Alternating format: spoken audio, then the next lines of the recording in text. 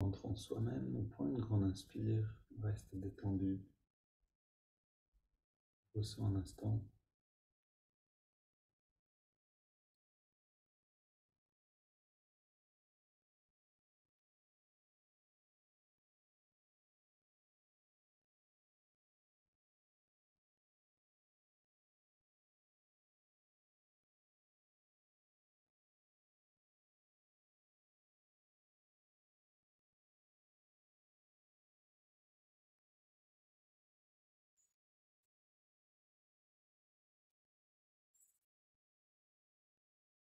On ressent les effets de la musique, mais aussi du fait de chanter, de mettre en vibration les cordes vocales, laisser la poitrine vibrer.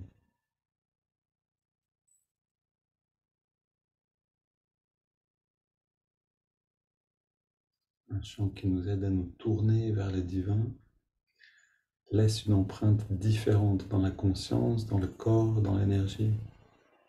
Essayons de bien sentir ça.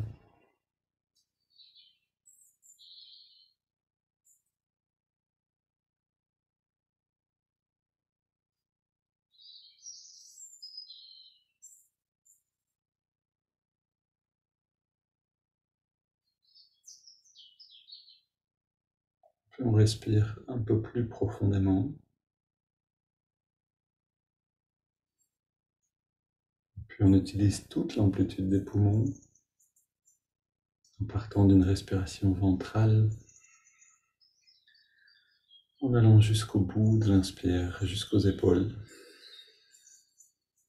Quand on arrive au bout de l'expiration, le ventre rentre et au début de l'inspiration, le ventre ressort.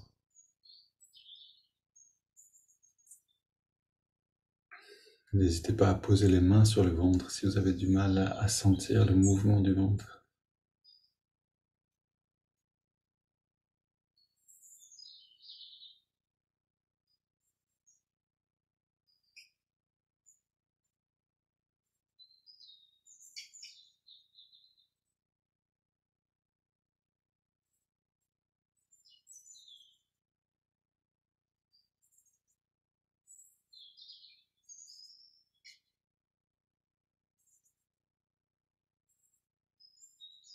Puis on entrelace les doigts sur la prochaine inspiration.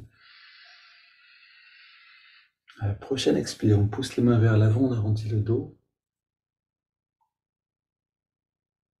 Inspire, on étire vers le ciel.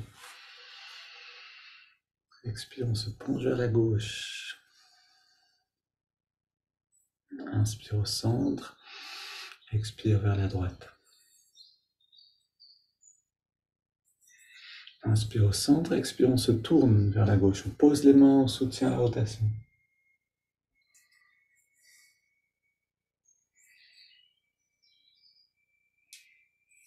Et retour au centre. Inspire, on étire vers le ciel. Expire, on se tourne vers la droite. On pose et on soutient.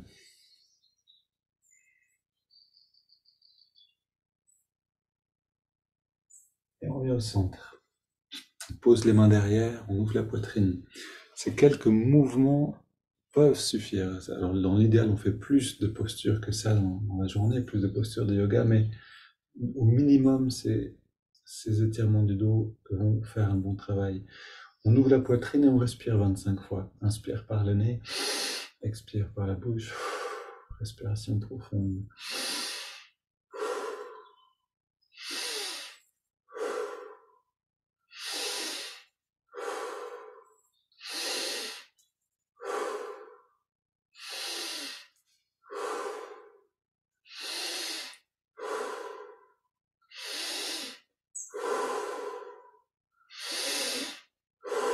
Essayons d'ouvrir un peu plus la poitrine. Par la flexion, mais surtout par la respiration. Plus d'air.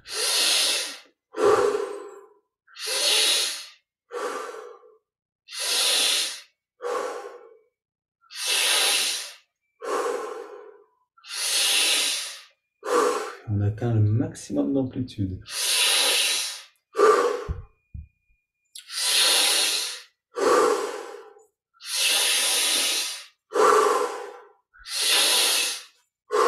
pour les 5 dernières.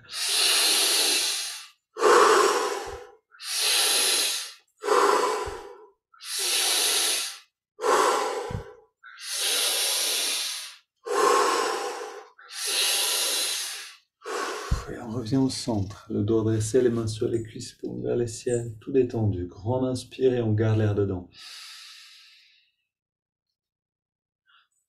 On retient le souffle, on détend tout. Et puis on laisse l'air sortir sans faire d'effort. Et on s'arrête de respirer un instant. On plonge dans le ressenti intérieur.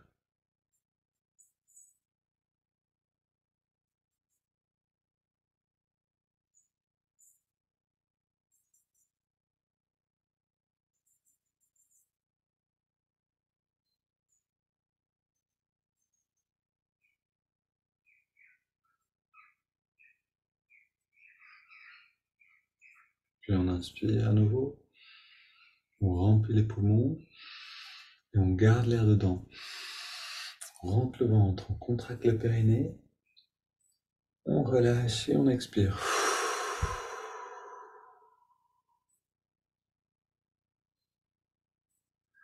On prend le temps de sentir.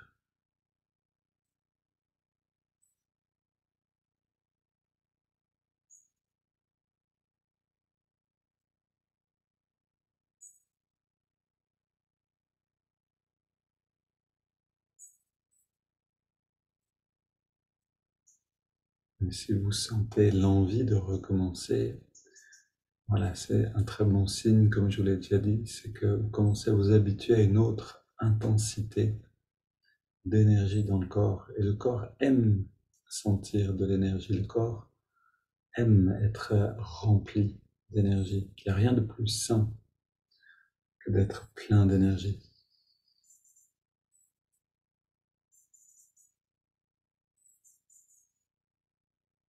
Au début, c'est un état qui peut même nous effrayer un petit peu, et puis quand on s'y habitue, ça redevient familier, ça devient normal. Une double inspire par les narines. Contracte tout. Et on relâche. Encore une fois. Et une dernière.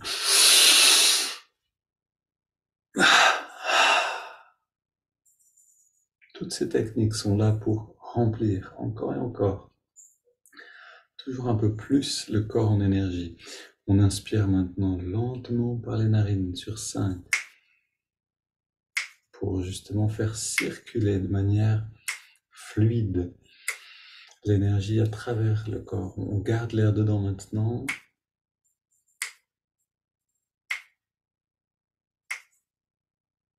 Et on expire.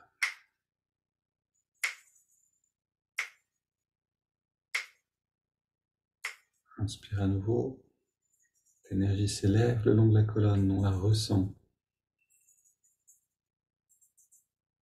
On garde le souffle et on sent l'énergie qui vient dans le lobe frontal. Expire. On sent cette détente qui résulte de cette élévation de l'énergie et de la conscience. Inspire à nouveau.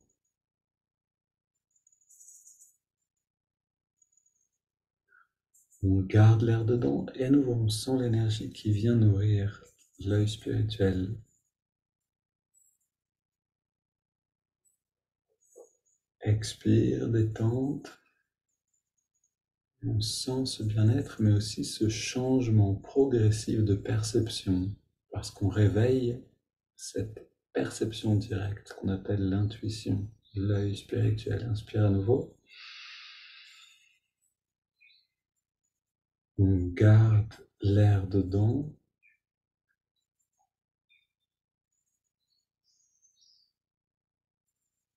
Et expire.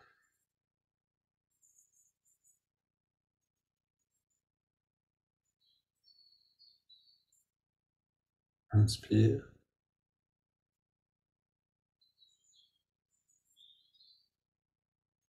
Garde.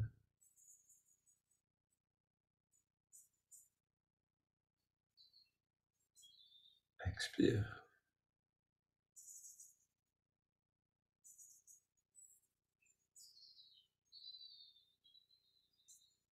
On prend maintenant une grande inspiration, puis on laisse le corps respirer de lui-même. On ne contrôle plus rien.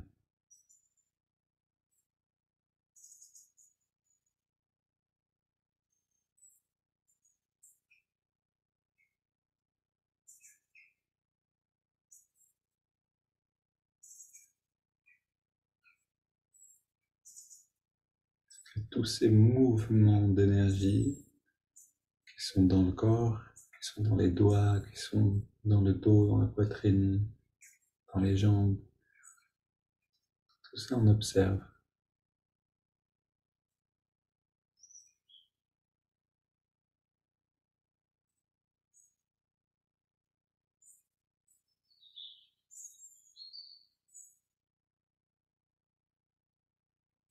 Et on reste dans cette infériorité pour écouter ce passage du livre Dieu est pour tous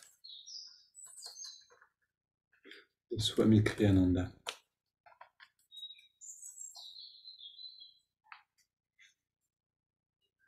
Le véritable objectif de toute élévation de la conscience, c'est de percevoir la vérité. Le sattva guna, alors sattva guna c'est un terme en sanskrit qui est lié à l'Ayurveda et au yoga, mais qui signifie simplement pureté, la qualité de pureté. Donc le sattva guna a une influence que les personnes agitées, qu'on peut appeler aussi rajasiques, dans ces mêmes termes, donc le sattva guna a une influence que les personnes agitées ou rajasiques ne peuvent pas facilement comprendre. Sattva guna, ou la pureté, fait qu'une personne est moins encline à considérer les choses comme l'impliquant personnellement. Cela ne signifie pas qu'elle devient moins aimante. C'est simplement qu'elle se sent moins motivée par l'intérêt personnel. Plus le sattva guna l'influence, moins cette personne est encline à réfléchir aux exigences, aux demandes de son propre ego. La reconnaissance des autres ne l'attire plus. C'est-à-dire que les autres l'estiment ou non, ça lui est indifférent. Car elle ne se définit plus par rapport à ce qu'elle a fait. Une personne influencée par ce guna cherche des compagnons dont les inclinations sont également d'ordre expansif. Je cherche de meilleurs mots.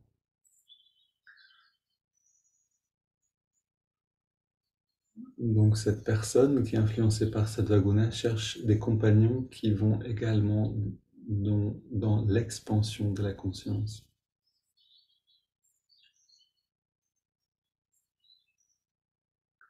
Une telle personne décide de ne plus dépendre de rien d'extérieur. Cette personne comprend profondément la portée des paroles de Jésus-Christ à la fin du sermon sur la montagne. Soyez donc parfaits comme votre Père qui est aux cieux est parfait. Matthieu 5, 48.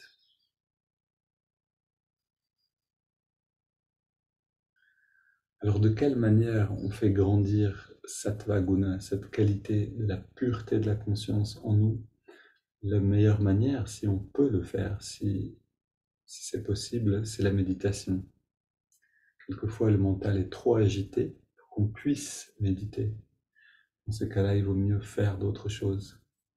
Si par exemple trop de pensées nous dérangent et qu'on n'arrive plus à profiter de la méditation, alors il vaut mieux encore être dans une activité positive, pour contrer cette agitation négative.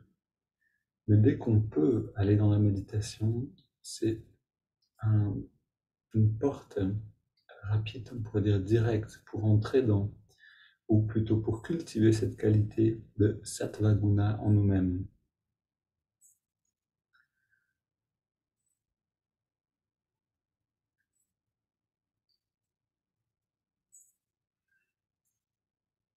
Et je pense que c'est Yogananda qui disait cela, plus on médite et plus on aime méditer.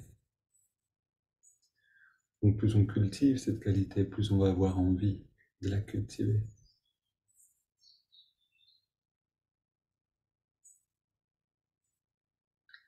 Alors allons dans cette culture, dans ce travail, dans notre jardin intérieur, jardin de l'esprit. Allons dans ce travail avec une intention altruiste, conscient qu'on n'est pas à méditer pour nous seulement, mais pour aider à l'élévation générale de la conscience sur Terre. On fait notre part. Et donc on amène l'attention dans les narines.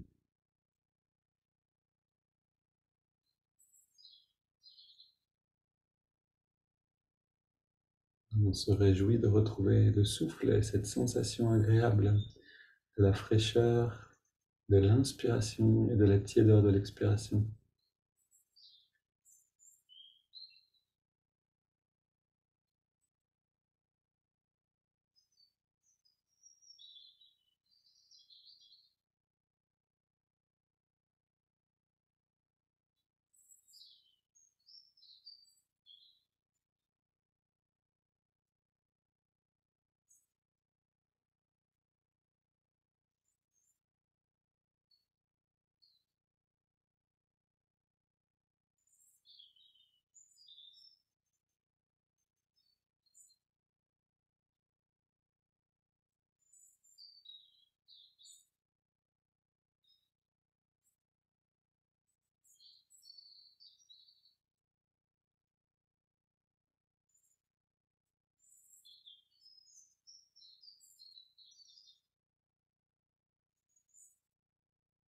On entre dans cette expérience du souffle en quelques respirations. Si on est attentif, on peut y entrer profondément.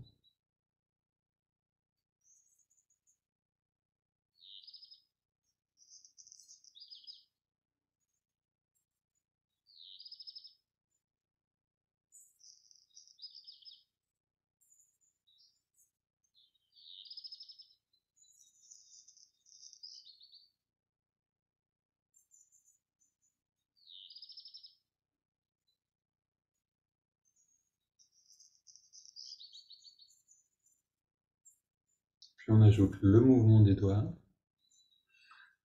Donc à chaque inspiration naturelle, l'index de la main droite revient d'1 centimètre vers la paume de la main.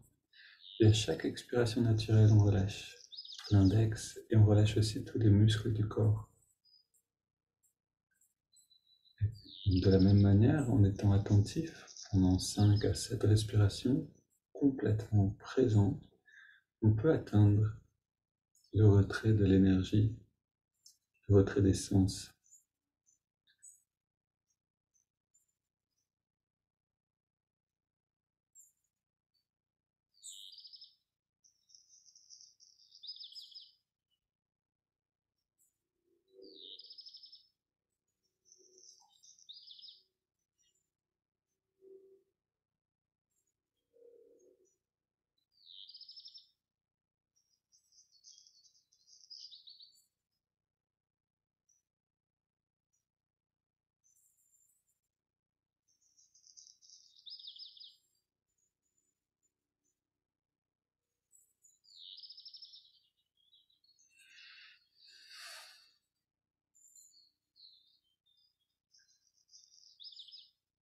Et voyez par vous-même que si on est pleinement présent, on peut accomplir en 5 respirations beaucoup plus qu'en 30 respirations pendant lesquelles on est plus ou moins là. Essayons donc, à chaque fois qu'on intègre, on inclut une nouvelle technique, maintenant le mantra, donc d'être pleinement présent pendant 5-7 respirations, totalement là. On intègre donc le mantra Hong So. Hong accompagne chaque inspiration naturelle, So chaque expiration naturelle.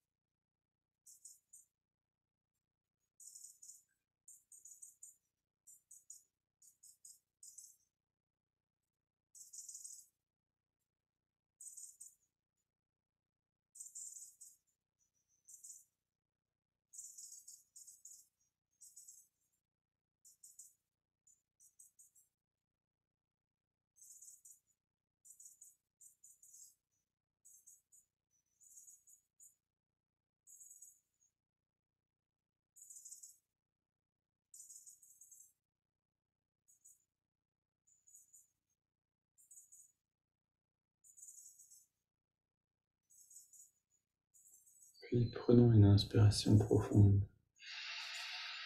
On expire en 3 fois par la bouche.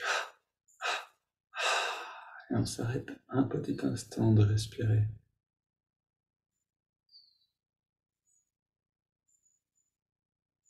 On laisse le corps à nouveau respirer à son rythme. On abandonne le mantra, l'observation du souffle, le mouvement du doigt.